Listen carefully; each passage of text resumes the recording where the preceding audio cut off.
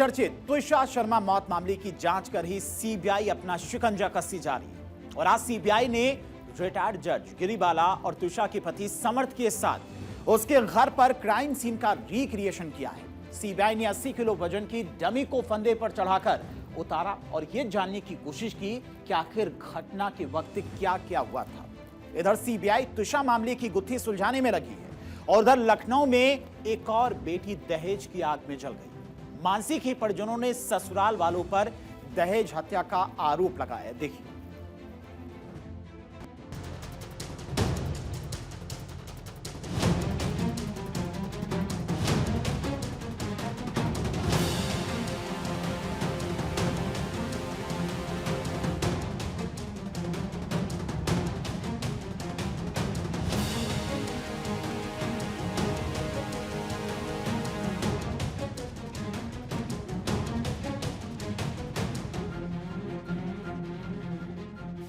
भोपाल स्थित 3 मंजिला आलीशान मकान के बाहर भारी पुलिस बल, सीबीआई की गाड़ियों का काफिला और तुषार की मौत की वो मिस्ट्री जिसे सुलझाने के लिए सीबीआई की टीम रिटायर्ड जज गिरिबाला के घर पहुंची।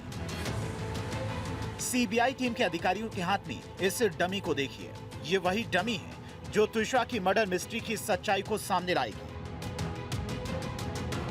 सीबीआई टीम तुषार के पति समर्थ और उसकी सास रिटायर्ड जज गिरिबाला को उनके घर लेकर पहुंची, जहां तुषार की मौत का सीन रिक्रिएट किया गया। सीबीआई टीम ने 80 किलो वजन के डमी को फंदे पर लटकाकर और उतारकर घटना की परिस्थितियों को समझने की कोशिश की। सीबीआई ये पता लगाने में जुटी है कि घटना के समय क्या हुआ था और उपलब्ध तथ्यों का घटनास्थल से कितना मेल बैठता है। उधर समर्थ की फरारी को लेकर सीबीआई को पता चला है कि 15 मई को एफआईआर दर्ज होने के बाद समर्थ तत्काल शहर नहीं छोड़ पाया था। मतलब 15 मई को एफआईआर होने के बाद समर्थ करीब 3 दिन तक भोपाल में ही रह रहा था। इसके बाद समर्थ जबलपुर पहुंचा, जहां पर उसने करीब 5 दिन तक फरारी काटी। सीबीआई अब उन लोगों की पहचान में जुटी है जिन्होंने एफआईआर दर्ज होने के बाद समर्थ की प्रत्यक्ष और परोक्ष रूप से मदद की हो सकती है। जांच में उसके मोबाइल संपर्क, लोकेशन, बैंकिंग ट्रांजैक्शंस और डिजिटल चैट खंगाली जा रही है। सीबीआई लगातार अपना शिकंजा कसती जा रही है। सीबीआई ने अब उस डॉक्टर पर भी शिकंजा कस दिया है जिसने तुषार को गर्भपात के लिए कहा था। सीबीआई ने इस मामले में उस डॉक्टर को भी तलब किया है जिसने तुषार को गर्भपात की सलाह दी थी। इसी के साथ तुषार का शव देखने से लेकर उससे फंदे से उतारने और अस्पताल तक पहुंचाने की डिटेल जानकारी हासिल की जा रही है। तुषार की मौत के बाद से ही यह मामला आत्महत्या और हत्या के बीच उलझा हुआ है। समर्थ तुषार की मौत को आत्महत्या तो बता रहा है, लेकिन उसके कारणों के संबंध में ठोस जवाब नहीं दे रहा। वो गर्भपात के बाद तुषार के डिप्रेशन में आकर आत्मघाती कदम उठाने की बात कर रहा है। सीबीआई का फोकस इस बात पर भी है कि अगर यह आत्महत्या थी तो इसके पीछे तत्काल कारण क्या थे, अगर नहीं तो घटनाक्रम क्या है। सीबीआई ने गिरिबाला और तुषार के पति समर्थ के बयानों का इलेक्ट्रॉनिक और फोरेंसिक साक्ष्यों से मिलान कर रही है ताकि घटनाक्रम की सटीक टाइमलाइन तैयार की जा सके। आपको तुषार मौत की पूरी टाइमलाइन दिखाते हैं कि आखिर इस केस में अब तक क्या क्या हुआ। 12 मई रात में तुषार शर्मा का शव घर में फांसी पर लटका मिला। 13 मई सुबह एम्स भोपाल में पोस्टमार्टम किया गया। देर रात परिजनों ने कटारा थाने में हंगामा किया। 14 मई दोपहर में परिजन पुलिस कमिश्नर कार्यालय पहुंचे और विरोध प्रदर्शन किया। देर रात पुलिस ने रिटायर्ड जज गिरिबाला सिंह और उनके बेटे समर्थ के खिलाफ एफआईआर दर्ज की। 15 मई गिरिबाला सिंह ने अग्रिम जमानत के लिए आवेदन दिया। शाम करीब 7 बजे कोर्ट ने जमानत मंजूर की। परिजनों ने पोस्टमार्टम रिपोर्ट मानने से इनकार किया। 16 मई परिजनों ने जांच दिल्ली पुलिस को सौंपने की मांग उठाई। 17 मई परिजनों ने सीएम हाउस के बाहर धरना दिया। शव देर रात तक एम्स की मोर्चरी में रखा रहा। 18 मई भोपाल कोर्ट ने समर्थ की अग्रिम जमानत खारिज की। परिजनों ने गिरिबाला सिंह को कंज्यूमर फोरम से हटाने के लिए राज्यपाल को पत्र लिखा। 20 मई जबलपुर हाईकोर्ट ने समर्थ के खिलाफ लुकआउट नोटिस जारी किया। राष्ट्रीय महिला आयोग ने स्वतः संज्ञान लिया। डीजी से एटीआर रिपोर्ट मांगी। 22 मई मध्य प्रदेश हाईकोर्ट ने दिशा की डेड बॉडी का दोबारा पोस्टमार्टम कराने के आदेश दिए। मध्य प्रदेश सरकार ने मामले की सीबीआई जांच के लिए केंद्र सरकार को पत्र लिखा। समर्थ सिंह को पुलिस ने जबलपुर कोर्ट से गिरफ्तार किया। 23 मई समर्थ को कोर्ट में पेश किया गया, जहां से उसे 7 दिन की पुलिस रिमांड पर भेज दिया गया। दिल्ली एम्स की टीम भोपाल पहुंची। सुप्रीम कोर्ट ने स्वतः संज्ञान लिया। 24 मई एम्स दिल्ली की टीम ने री पोस्टमार्टम किया। भोपाल के भदभदा विश्राम घाट में शाम 5 बजे अंतिम संस्कार किया गया। 25 मई सुप्रीम कोर्ट और मध्य प्रदेश हाई कोर्ट में सुनवाई हुई। सास गिरीवाला और पति समर्थ के खिलाफ सीबीआई ने एफआईआर दर्ज की। 26 मई सीबीआई की टीम गिरीवाला सिंह के घर पहुंची, नए सिरे से जांच शुरू की।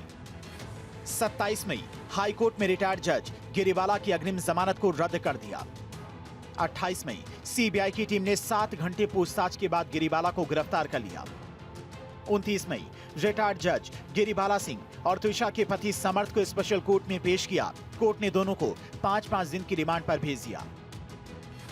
सीबीआई समर्थ से भी ये पूछताछ कर रही है कि उसने सबसे पहले त्विषा को किस स्थिति में देखा, उसे फंदे से किसने उतारा, उस समय घर में कौन कौन मौजूद था और अस्पताल ले जाने तक क्या क्या हुआ। लेकिन सवाल है कि आखिर दहेज की आग में बेटियां कब तक जलती रहेंगी। उत्तर प्रदेश की राजधानी लखनऊ के शहादतगंज इलाके में एक सोशल मीडिया इन्फ्लुएंसर मानसी की संदिग्ध हालत में मौत हो गई। नवविवाहिता का शव फांसी के फंदे पर लटकता मिला। इस घटना के बाद इलाके में हड़कंप मच गया। मानसी के परिजनों ने पति और ससुराल वालों पर कार की मांग को लेकर हत्या करने का गंभीर आरोप लगाया है। मेरी भतीजी मानसी को पूरे परिवार के षड्यंत्र के तहत मिलकर उसकी निर्मम हत्या कर दी गई, जो कि उसका ये 7 माह का बच्चा है। इस बच्चे को अनाथ कर दिया।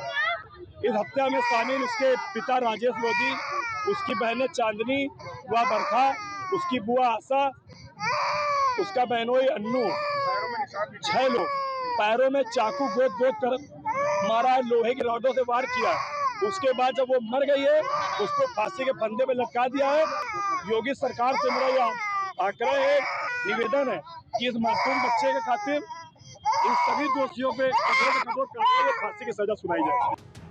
कानपुर के टीपी नगर बगाही के रहने वाले सुनील कुमार वर्मा ने अपनी भतीजी मानसी की शादी 9 दिसंबर 2024 को लखनऊ के शहादतगंज के रहने वाले सागर राजपूत से की थी। सागर राजपूत खुद एक सोशल मीडिया इन्फ्लुएंसर है, जिसके इंस्टाग्राम पर करीब 7.93 लाख फॉलोअर्स हैं। मानसी भी सोशल मीडिया पर एक्टिव रहती थी। मृतक महिला के परिवार का कहना है कि उन्होंने शादी में सागर को करीब 7 लाख रुपए कैश और बाकी सारा सामान दिया था, लेकिन ससुराल वाले इससे खुश नहीं थे। मानसी के परिवार वालों का आरोप है कि शादी के बाद से ही मानसी को दहेज को लेकर ताने दिए जा रहे थे।